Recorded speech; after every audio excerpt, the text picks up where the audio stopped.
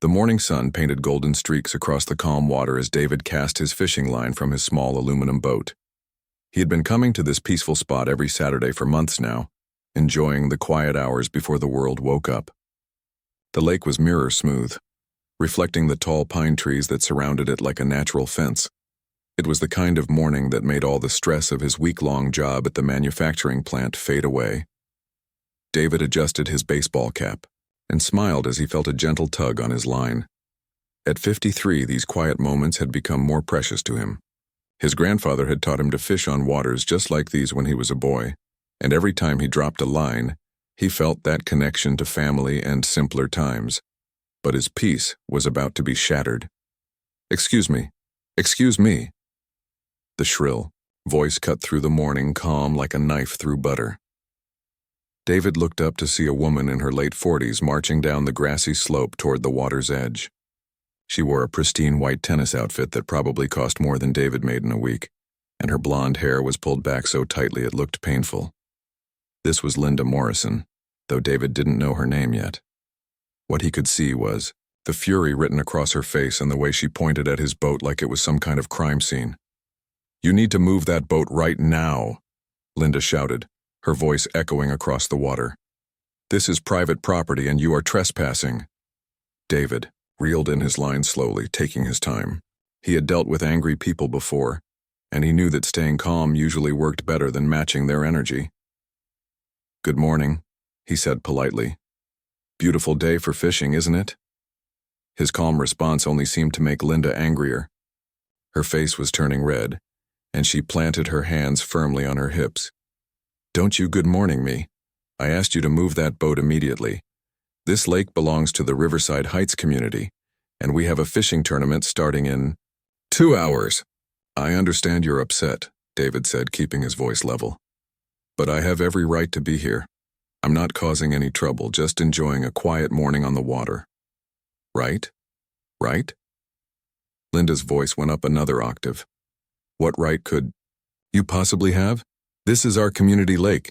We pay HOA fees to maintain this area, and we don't allow random people to just show up and use our facilities." By now, other residents had started to gather. A few joggers stopped their morning run to see what the commotion was about. An elderly man walking his dog paused on the path that ran along the lake's edge. Someone with a phone had started recording, probably thinking this would make good social media content. David noticed the small crowd forming but kept his attention on Linda. "Ma'am, I understand this might be confusing, but I can assure you that I'm not trespassing. Maybe we should discuss this calmly instead of shouting across the water." "Calmly?" Linda let out a bitter laugh. "There's nothing to discuss. You're trespassing on private property, and I want you gone now." She turned to the growing crowd of onlookers. "Can you believe this? He just shows up here like he owns the place." A younger man in running shorts stepped forward. "Linda, maybe we should call Robert and let him handle this?" Robert was the HOA president, someone most residents knew could usually solve community problems without all the drama. "No," Linda snapped. "I'm handling this myself. This man needs to learn that he can't just take advantage of our community." She turned back to David, who was now slowly paddling his boat closer to shore. "I'm calling the police and security, and I'm going to make sure you're banned from ever coming back here."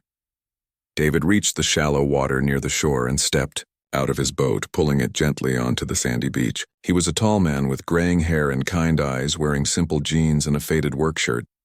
Nothing about him seemed threatening, but Linda took a step back as if he were some kind of dangerous criminal. "Ma'am, before you call anyone, maybe you should check your property records," David said quietly. "I think you might be surprised by what you find." "Property records?" Linda scoffed. "I know exactly what our property includes, thank you very much. This entire lake and surrounding area belongs to Riverside Heights HOA. We've been using it for our community events for over 10 years. 10 years is a long time," David agreed. "But ownership doesn't change just because people have been using something." The crowd was getting larger now. More residents had come out of their houses, drawn by Linda's increasingly loud voice. Some were still in bathrobes and slippers, coffee mugs in hand. The man with the phone had moved closer, making sure he caught every word of the argument. "Listen, here," Linda said, stepping closer to David. I don't know what kind of game you're playing, but it stops now. This is a gated community with rules and regulations. We don't just let random people wander in here and use our amenities like some kind of public park.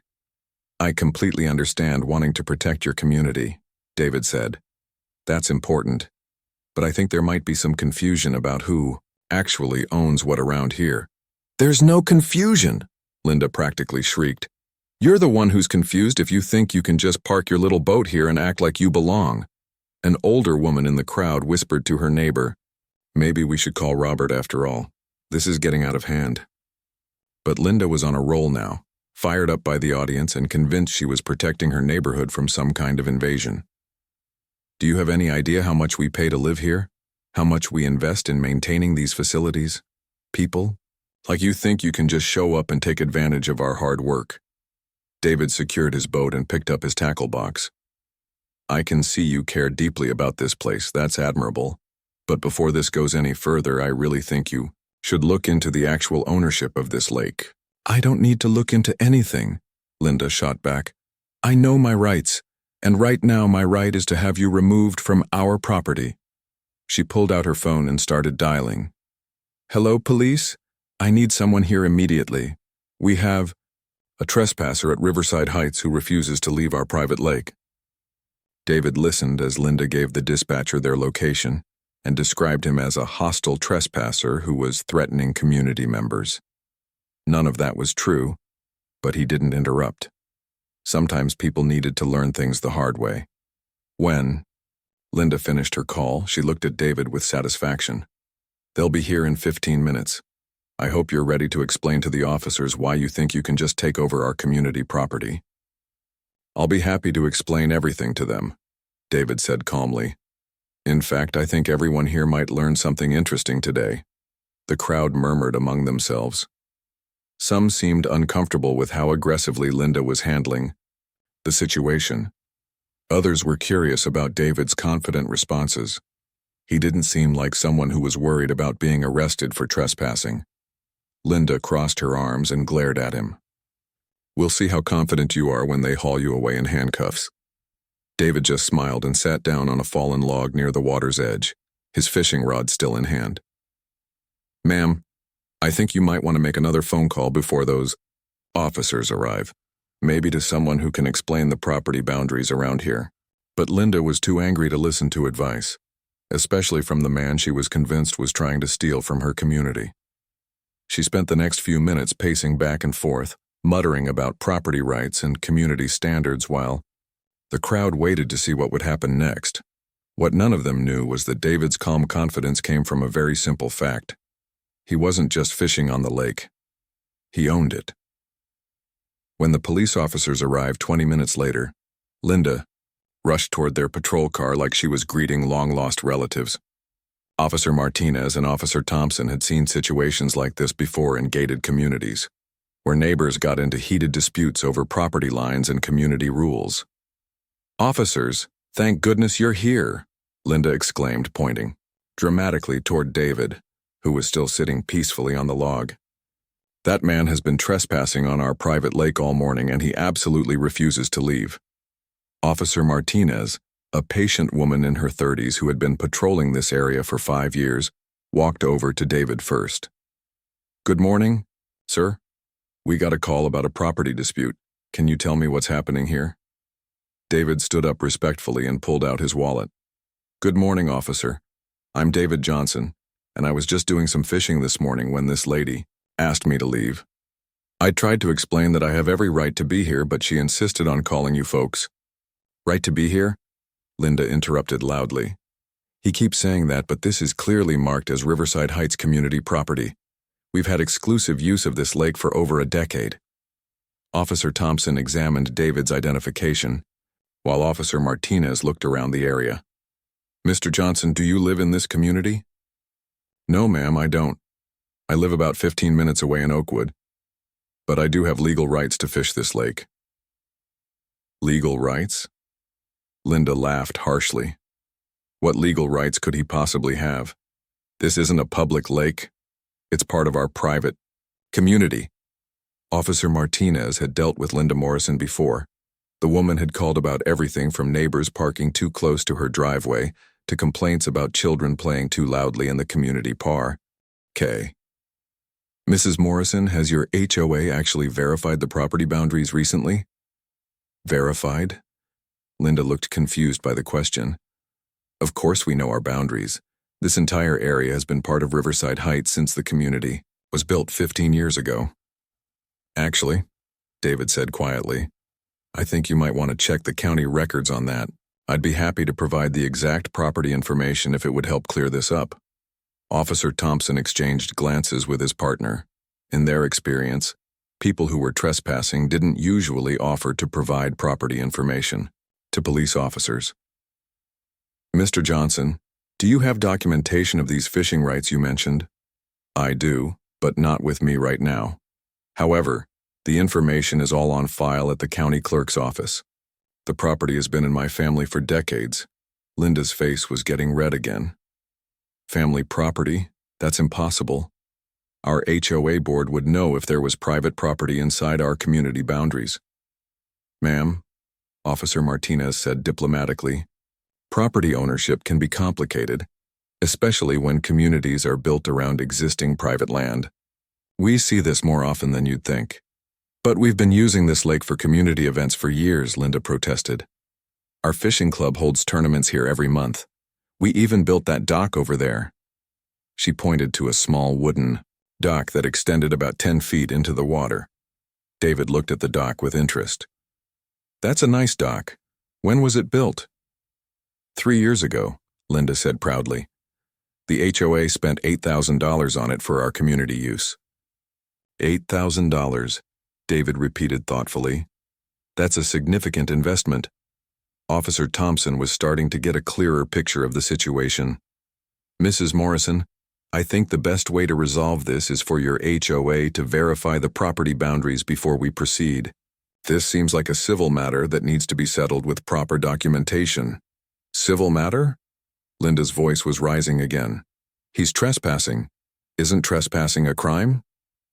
Only if he's actually on property that doesn't belong to him, Officer, Martinez explained patiently. If Mr. Johnson has legitimate rights to be here, then there's no trespassing. But he can't have rights. This is our lake, David spoke up gently. Officers, I understand this is confusing for everyone. Would it help if I provided the property record numbers so the HOA can look them up? That would be very helpful, Officer, Thompson said, pulling out his notepad. David recited a series of numbers from memory while the officer wrote them down. Those records should show the exact boundaries and ownership history. Linda grabbed the piece of paper from Officer Thompson. Fine. I'll look these up myself and prove that this man is lying about having any rights here. Ma'am, Officer Martinez said, I'd recommend having your HOA president or property manager handle this research. They'll know how to interpret the legal descriptions properly. Robert can help, but I'm perfectly capable of reading property records myself, Linda snapped. I have a business degree and I'm not some helpless woman who needs a man to explain paperwork to me. The crowd of residents had grown even larger during the police discussion. Word was spreading through the community about the lake dispute, and people were coming out to see what all the fuss was about. Some residents looked embarrassed by Linda's behavior, while others seemed curious about what the investigation might reveal. Folks, Officer Martinez addressed the crowd. This is going to be resolved through proper channels. Everyone should go back to their morning routines while the HOA sorts out the property information. I'm calling an emergency board meeting, Linda announced to anyone who would listen. We need to get to the bottom of this immediately. I won't have trespassers thinking they can just take over our community facilities. As the police officers prepared to leave, Officer Thompson handed David a card. Mr. Johnson, if you have any trouble while this gets sorted out, give us a call. And I'd recommend bringing those property documents with you if you plan to fish here again soon. Thank you, officers. I appreciate your professionalism. David shook both officers' hands before they walked back to their patrol car. Linda was already on her phone before the police car had even left the parking area. Robert, it's Linda. We have a major problem at the lake. Some man is claiming he has rights to fish here and I need you to call an emergency board meeting. No, I'm not overreacting. This affects our entire community. David quietly packed up his fishing gear while Linda argued with the HOA president over the phone. Several residents approached him with apologetic looks. Sorry about all this drama, said an elderly man with a friendly golden retriever. Linda gets pretty worked up about community issues. No need to apologize, David replied. Everyone has a right to protect their property. I just think there might be some confusion about whose property we're talking about. A young mother with 2 children spoke up. My kids love feeding the ducks here on weekends. I hope this doesn't mean we'll lose access to the lake. David smiled at the children, who were peeking out shyly from behind their mother. I'm sure everything will work out fine. Kids should be able to enjoy nature. Linda finished her phone call and marched back over to David. The board is meeting at 2 o'clock this afternoon, and we're going to get this resolved once and for all. Robert is contacting our property management company and our legal team. That sounds like a good plan, David agreed. Thorough research is always the best approach. Don't act like you're not worried, Linda said suspiciously. When we prove that you're trespassing, I'm going to make sure charges are filed. Ma'am, I hope everything gets cleared up to everyone's satisfaction, David said, as he loaded his tackle box into the back of his modest pickup truck. Linda watched him drive away, then immediately called 3 more board members to make sure they understood the urgency of the situation. She spent the rest of the morning driving to the county clerk's office, determined to gather the evidence she needed to ban David from their lake permanently. What Linda didn't realize was that her investigation was about to reveal something that would change everything she thought she knew about her beloved community lake. The property records she was so eager to examine would tell a story that went back much further than the 15-year history of Riverside Heights. As she pulled into the parking lot of the county courthouse, Linda was confident that she would soon have all the ammunition she needed to prove that David Johnson was nothing more than an opportunistic trespasser trying to take advantage of their beautiful community. She had no idea that she was about to discover the biggest mistake the Riverside Heights HOA had ever made. Linda Morrison stormed into the county clerk's office like a woman on a mission. She had the property record numbers that David had given the police officers, and she was determined to prove once and for all that he was lying about having any rights to fish in their community lake. The clerk's office was busy that Tuesday afternoon with several people waiting in line to research property records, file documents, and handle various real estate transactions. Linda tapped her foot impatiently, checking her watch every few minutes. The emergency HOA board meeting was scheduled for 2 o'clock, and she wanted to arrive armed with concrete evidence of David's deception. Next, called Janet, a clerk who had been working in this office for over 20 years. She had seen every kind of property dispute imaginable, from neighbor fence arguments to complex inheritance battles. I need to look up property records. Immediately, Linda announced, sliding the piece of paper with David's numbers across the counter. This is extremely urgent. We have a trespassing situation in our community, and I need proof of ownership boundaries. Janet examined the numbers. These look like they're for the old Henderson property. That's been through several ownership changes over the years. Let me pull up the current records for you. Henderson property? Linda looked confused. That can't be right. These numbers are supposed to be for the lake area in Riverside Heights. Well, let's see what we find, Janet said, typing the information into her computer system. After a few moments, she frowned at her screen. This is interesting. The current owner of record for this property is listed as David A. Johnson. Linda felt like someone had punched her in the stomach. That's impossible. David Johnson is the man who was trespassing in our community this morning. He can't own property there. According to our records, Mr. Johnson has owned this 15-acre parcel since 2019. It was transferred to him through inheritance from his grandfather, William Henderson. Janet turned her monitor so Linda could see the screen. 15 acres? Linda's voice came out as a whisper. But that would include our entire lake area. Let me print out the property description and survey map for you, Janet offered, sensing that Linda was about to receive some very unwelcome news. While the documents printed, Linda's mind raced. This had to be some kind of mistake. The Riverside Heights development had been built in 2008, and the community had been using the lake for events and recreation ever since. How could some random man suddenly own their most valuable amenity? Janet handed her the paperwork. Here's the current deed, the inheritance transfer documents from 2019, and a survey map showing the exact boundaries. As you can see, the property includes the lake and extends about 50 feet beyond the shoreline in all directions. Linda stared at the survey map in horror. The red lines clearly showed that David Johnson owned not just the lake, but also the area where they had built their community dock, the small beach, where children played, and the grassy space where they held their annual summer barbecue. This can't be legal, Linda said desperately. Our community has been using this area for over a decade. Don't we have some kind of rights because of that? Janet had heard this question many times before. You'd need to consult with a lawyer about adverse possession or easement rights, but generally speaking, simply using someone's property doesn't transfer ownership, especially if the owner was aware of the use and chose not to object. Aware of the use? Linda felt dizzy. Are you saying this David person has known we were using his property all this time? I can't speak to what Mr. Johnson knew or didn't know, Janet explained. But I can tell you that property taxes on this parcel have been paid regularly, and all ownership transfers have been properly recorded. This isn't some recent development that slipped through the cracks. Linda looked more closely at the inheritance documents. William Henderson had owned the property since 1962, decades before Riverside Heights was even planned. The land had been passed down to his daughter Mary in 1995, and then to David when Mary passed away in 2019. The Henderson family has owned this land for over 60 years. Linda read aloud, her voice growing weaker with each word.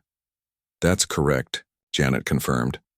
And if you look at this aerial photo from 2007, you can see the lake was already there when your housing development was being built.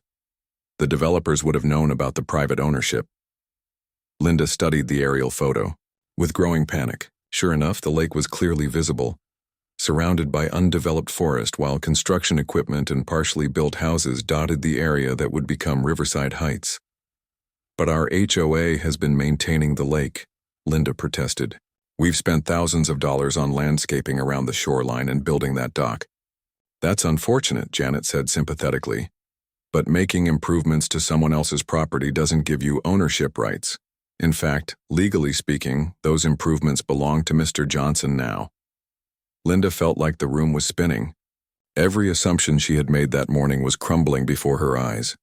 The man she had screamed at and threatened to have arrested wasn't a trespasser at all. He was the actual owner of the property, and she had been the one in the wrong. I need copies of everything, Linda said weakly. The board is going to need to see all of this. Janet printed additional copies of the deed, survey, and aerial photos. There's a $5 fee for certified copies if you need them for legal purposes. Linda paid the fee with shaking hands. As she walked back to her car, she tried to figure out how she was going to explain this disaster to the HOA board. They had just spent $8,000 building a dock on someone else's property. They had been organizing fishing tournaments and community events on land that didn't belong to them. Even worse, she had publicly accused the actual property owner of trespassing and had called the police on him. Several residents had recorded the confrontation on their phones, and Linda knew that footage would spread through the community quickly. She sat in her car for several minutes, staring at the documents in her lap. The survey map showed exactly how much of their community activities had been taking place on David Johnson's private land. The annual Easter egg hunt for children, the 4th of July fireworks viewing area, the winter ice skating when the lake froze over. All of it had been happening on property they had no right to use. Linda's phone buzzed with a text message from Robert Chen, the HOA president. Board meeting moved up to 1:30. What did you find at the courthouse? She stared at the message, trying to figure out how to respond. How do you text someone that your entire community has been built on a foundation of illegal trespassing? How? Do you explain that the man you called a criminal this morning actually owns the most valuable part of your neighborhood? Instead of texting back, Linda decided to call Robert directly.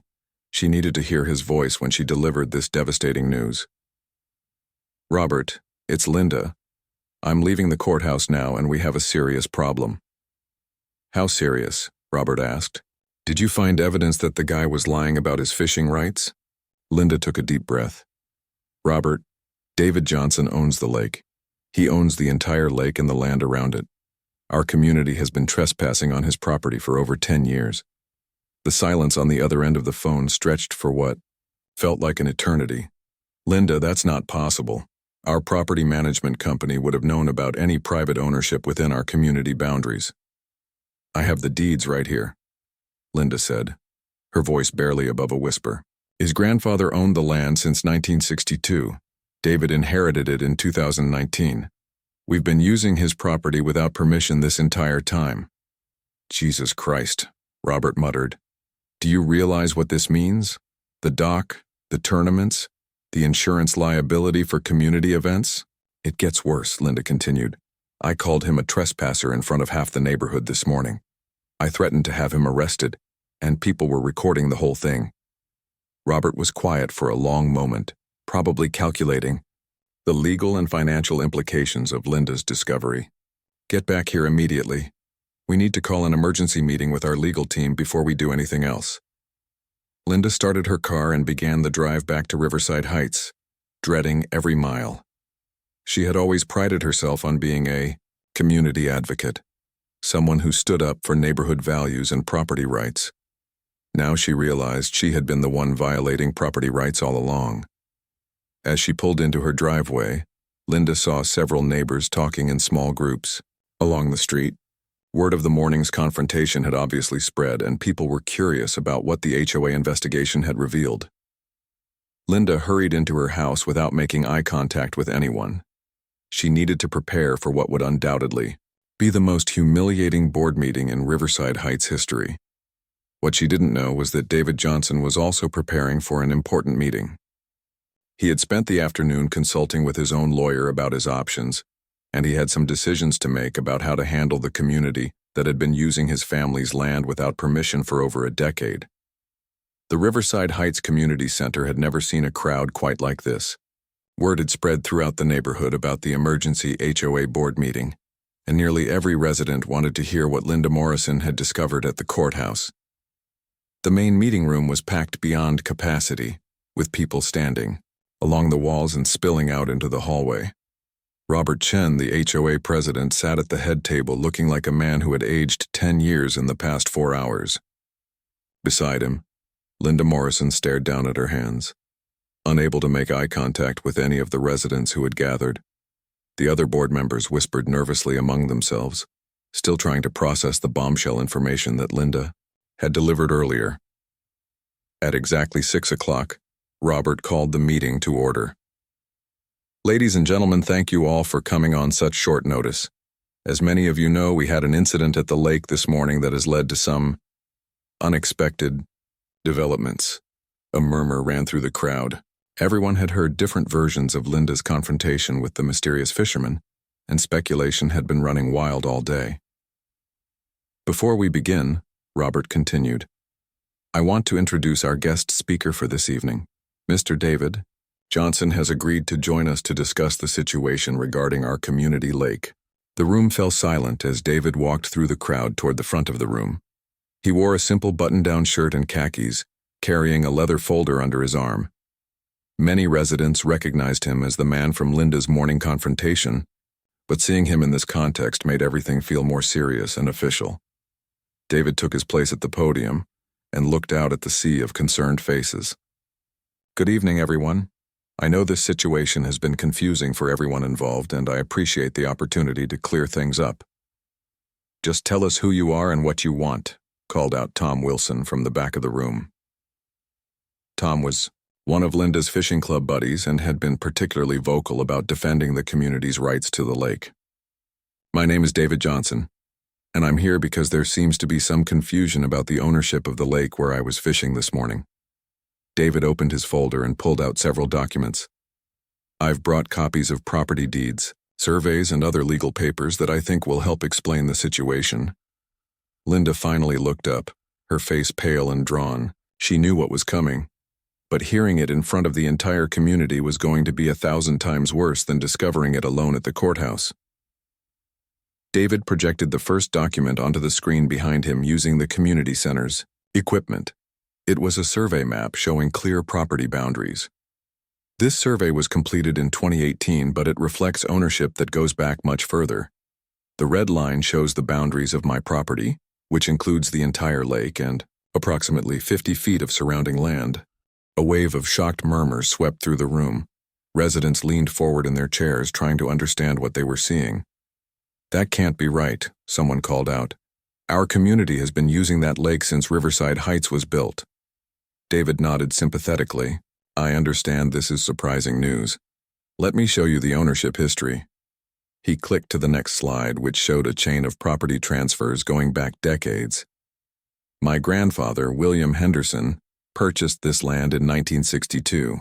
It was a 15-acre parcel that included the natural lake and surrounding forest. "Your grandfather?"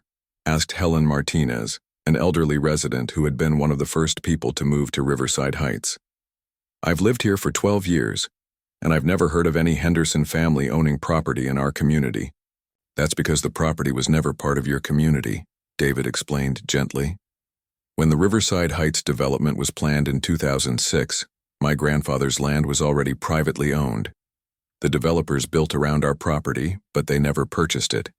Robert Chen looked sick. As HOA president, he should have known about any private property within their community boundaries. "Mr. Johnson, are you saying that our HOA that we've been using your property without permission?" "For over 10 years, yes," David confirmed.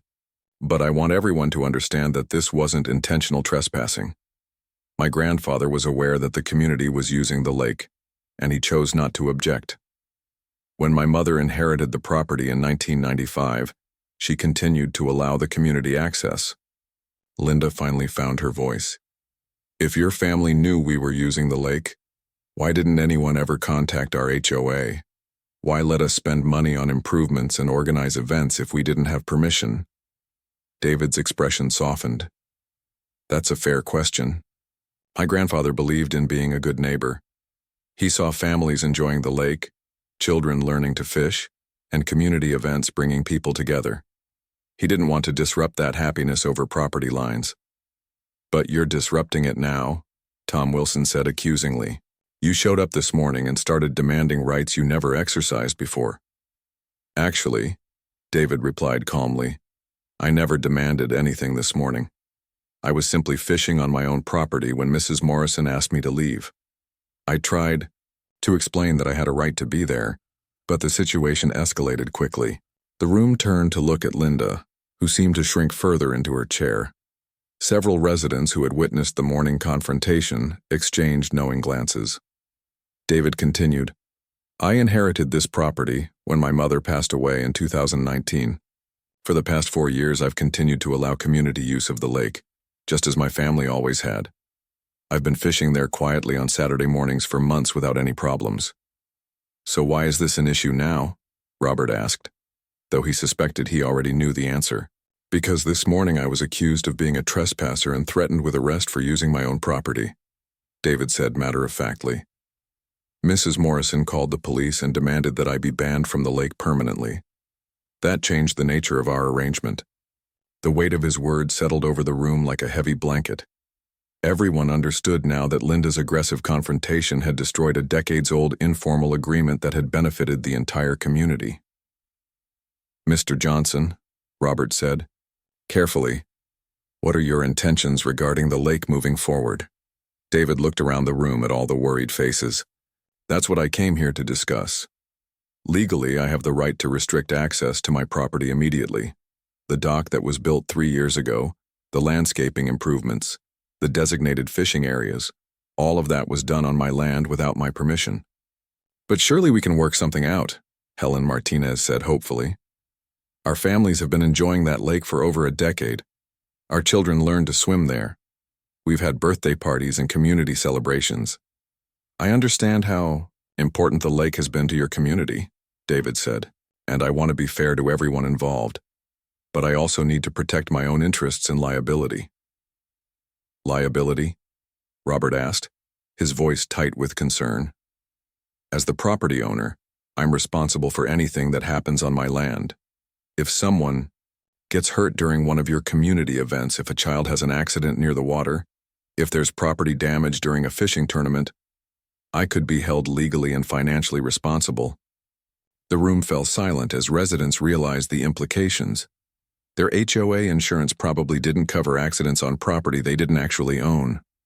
Their liability waivers for community events were worthless if they had been using someone else's land without permission. "What would it take for us to continue using the lake?" Robert asked directly.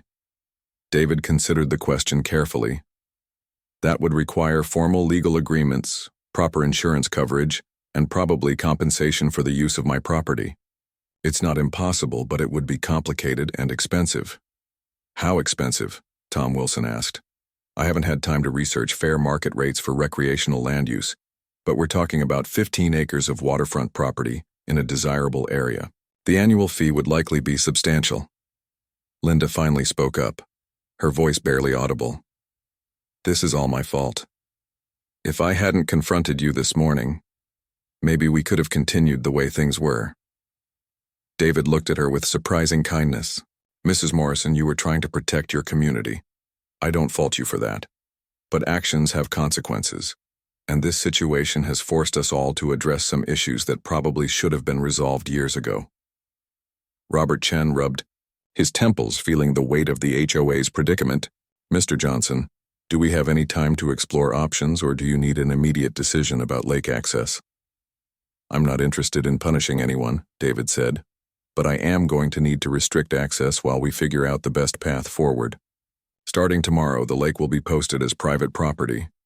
Community events and fishing club activities will need to stop until we can establish proper legal arrangements." The announcement hit the room like a physical blow. Residents began talking among themselves, their voices rising with worry and frustration. The fishing club members looked devastated. Parents with young children seemed panicked about losing their favorite family recreation spot. "How long do we have to work out these legal arrangements?" Robert asked over the noise. "I'm willing to give the HOA 60 days to present a formal proposal," David offered. "But during that time, the property will remain restricted to prevent any additional liability issues." As the meeting broke up, residents filed out in small groups, discussing the shocking turn of events. Linda Morrison remained in her seat long, after most people had left, staring at the survey map that was still projected on the screen. She had started the day thinking she was protecting her community from a trespasser. She was ending it knowing that her actions had cost her neighbors their beloved lake, at least temporarily, and possibly forever. The reckoning was complete, but the real consequences were just beginning. 3 weeks after the community meeting that changed everything, Riverside Heights felt like a different place. The lake that had once been the heart of community life now sat behind private property, no trespassing signs that David Johnson had installed along the shoreline. The cheerful sounds of children playing in the water and families having weekend picnics had been replaced by an uncomfortable silence. Linda Morrison had become something of a pariah in her own neighborhood. Residents who had once greeted her warmly during morning walks now crossed the street to avoid her.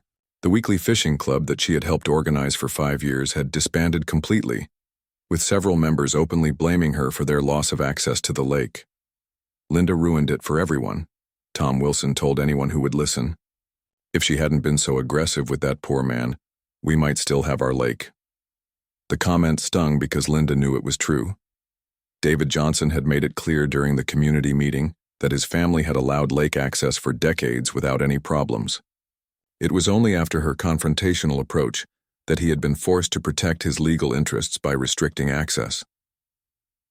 Linda found herself spending most of her time indoors, avoiding the judgmental stares and whispered conversations that seemed to follow her everywhere. Her husband Greg had grown tired of her constant apologies and self-recrimination. "What's done is done," he told her one evening as she paced around their living room for the 100th time. "Beating yourself up about it isn't going to bring back the lake." Meanwhile, Robert Chen and the HOA board were discovering just how complicated and expensive it would be to establish a formal agreement for lake access. Their legal team had quoted $15,000 just to draft the initial contracts and liability agreements. The insurance requirements alone would add over $8,000 annually to the HOA budget, which would mean significantly higher dues for every resident. "We're looking at a minimum of $30,000 in the first year," Robert explained to the board during their weekly crisis meeting. "And that's assuming Mr. Johnson agrees to reasonable usage fees, which we haven't even negotiated yet." The financial reality was sobering. Many residents were already struggling with the current HOA fees, and a substantial income raise would force some families to consider moving. The very amenity that had made Riverside Heights attractive to buyers was now threatening to make it unaffordable for current residents. But not everyone in the community was willing to give up on their beloved lake. A group of residents led by Helen Martinez and including several young families decided to approach David Johnson directly to see if there might be alternatives to the formal legal arrangement the HOA was pursuing. "Mr. Johnson," Helen said when she called him on a Thursday evening, "I know this situation has been difficult for everyone, but I wondered if you might be willing to meet with a small group of residents to discuss some creative solutions." David was sitting on his back porch, looking out at his own small pond and thinking about the irony of the situation. He owned a beautiful lake that he barely had time to enjoy because of his work schedule, while families who had grown to love it were now cut off completely. "I'm willing to listen," he told Helen, "but I want to be clear that any arrangement needs to protect me legally. I can't take on unlimited liability for community activities." They arranged to meet the following Saturday at David's house, which was a modest ranch-style home about 15 minutes from Riverside Heights. Helen brought 3 other residents: Janet Wong, a lawyer who lived in the community; Mike Torres, a father of 2 young children who had learned to fish at the lake; and surprisingly, Greg Morrison, Linda's husband. David welcomed them warmly and offered coffee on his back deck. As they talked, the residents got a different perspective on the man who had become the center of their community crisis. "I want you all to know that I never intended for this situation to become adversarial," David said. "My grandfather taught me that good neighbors take care of each other, but I also have to be responsible about legal and financial risks." Janet Wong, the lawyer, leaned forward. "David, what if we could structure something that protects you from liability, but doesn't require the formal complexity of a commercial lease agreement?" "I'm listening," David replied. "What if interested families could sign individual liability waivers and pay a modest annual fee directly to you? Not a community-wide agreement, but individual arrangements for people who want to continue using the lake." Mike Torres nodded enthusiastically. "My kids would be heartbroken if they couldn't fish there anymore. I'd gladly pay a reasonable fee and sign whatever liability forms you need." Greg Morrison spoke up quietly. "Mr. Johnson, I owe you an apology for my wife's behavior. Linda knows she made a terrible mistake, and she's been beating herself up about it ever since." David looked at Greg with understanding. "Your wife was trying to protect her community. I don't hold grudges against people for that. She's too embarrassed to face you directly, but she wanted me to ask if there's anything she could do to help fix this situation." David thought for a moment. "Actually, there might be. I've been maintaining that property by myself for 4 years now, and it's a lot of work. If Mrs. Morrison and some other residents wanted to help with lakeside cleanup and basic maintenance, that could be part of an arrangement." Helen Martinez's eyes lit up. "Like a volunteer stewardship program? Families who use the lake also help take care of it?" "Exactly. The community has been treating the lake like a shared resource for years. If we formalize that concept, shared use in exchange for shared responsibility, it might work for everyone."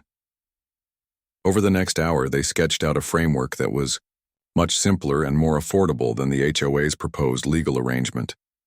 Individual families who wanted lake access would pay David a modest annual fee, sign basic liability waivers, and contribute to maintenance activities like shoreline cleanup, invasive plant removal, and basic repairs. The fishing club could continue, David suggested, but as a private group rather than an official HOA activity. Families with children could still bring them to swim and play, but with clear guidelines about supervision and safety. Janet Wong took notes on the legal requirements. This would be much easier to structure than a community-wide agreement. Individual contracts, basic liability protection, and a clear framework for shared maintenance responsibilities. When the meeting ended, the residents felt hopeful for the first time in weeks. They had found a path forward that could restore lake access for families who wanted it, while protecting David's interests and keeping costs reasonable. Greg Morrison drove home with mixed emotions.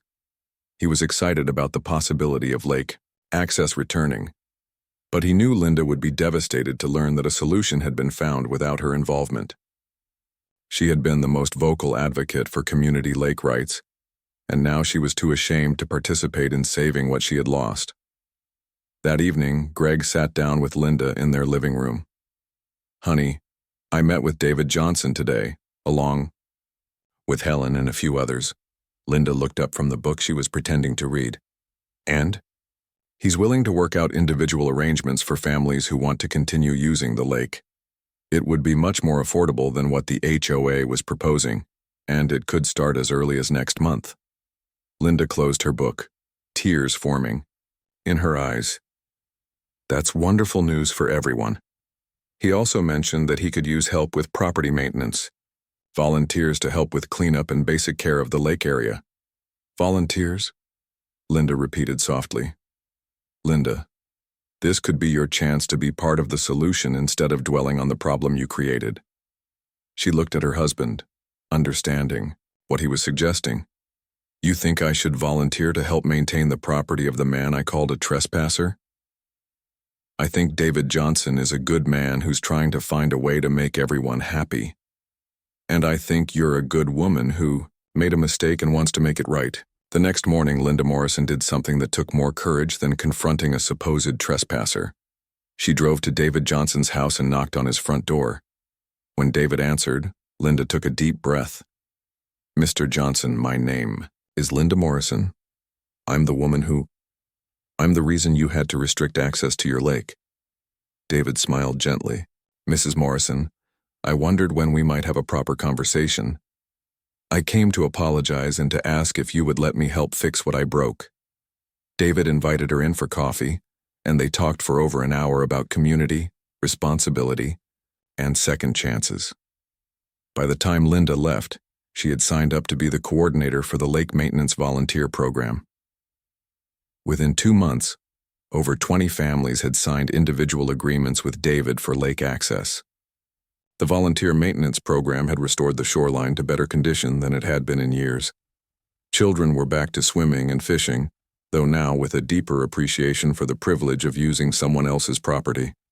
Linda Morrison found redemption through service, spending every Saturday morning working alongside other volunteers to care for the lake she had almost lost for everyone. She never again assumed she knew who belonged somewhere and who didn't.